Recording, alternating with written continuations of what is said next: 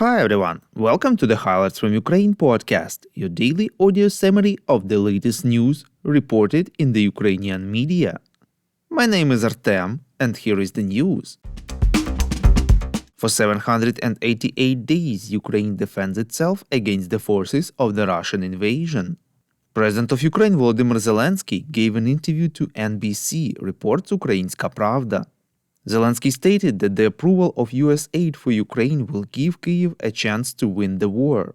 President believes that now Ukraine has a chance to stabilize the situation and to seize the initiative if it receives so much needed weapons systems. Zelensky also reacted to the reports that former US President Donald Trump, if elected, would pressure Ukraine to give away part of its territory to Russia in exchange for ending the war. Quote, "I'm the president of a country which is at war and I do not believe in rumors. When Trump comes to Ukraine and shares his formula for ending the war with me, then I will discuss it. So far I only know one thing, Putin cannot be trusted. What Putin says will never come true." Unquote. The head of state also commented on the situation on the front line, saying that the Russians are planning to capture Chasiv Yar in Donetsk Oblast by 9th of May.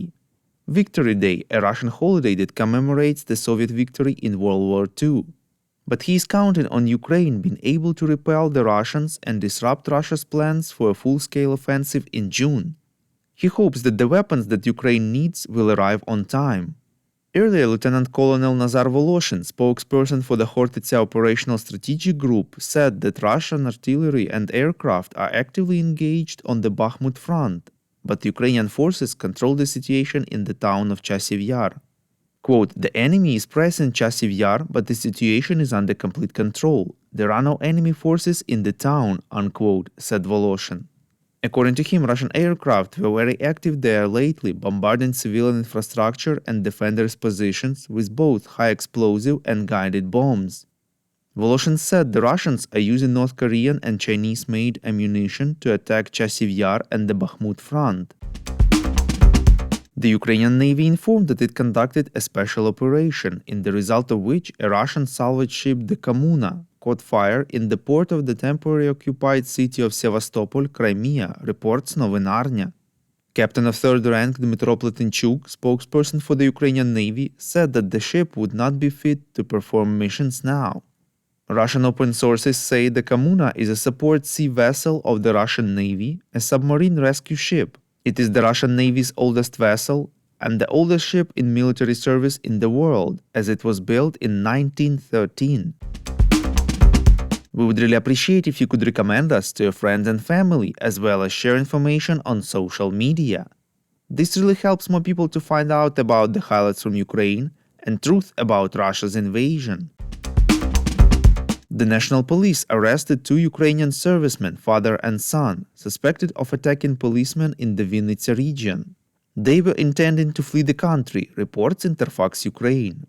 Around 2 a.m. on April 20th, police officers stopped a car with 2 men for inspection in the Gaisin district of the Vinnytsia region. The attackers opened fire on the police, and 20-year-old law enforcement officer died from his wounds and his partner was injured. Later, the ground forces of Ukraine confirmed that the video, which was probably taken from a policeman's body camera, shows military personnel from one of the brigades. On Saturday evening, it became known that the car used by the killers of a policeman and ammunition belonging to military were found on the territory of Vinnytsia. After the arrest, attackers said that they were carrying live grenades, and that is why they were worried to undergo an inspection of their car. Later, the National Police noted that together with the employees of the Security Service of Ukraine, they are checking the involvement of the detainees in the activities of sabotage and intelligence groups. Thank you for listening to the Highlights from Ukraine podcast. We're a commercial initiative of just 2 people, and we need your help to grow. Share information about the podcast, rate us in the app, subscribe to our Patreon. With your support, we are getting better. We call on you to demand from governments of your countries to impose the toughest sanctions possible on Russia and its citizens to stop their invasion of Ukraine.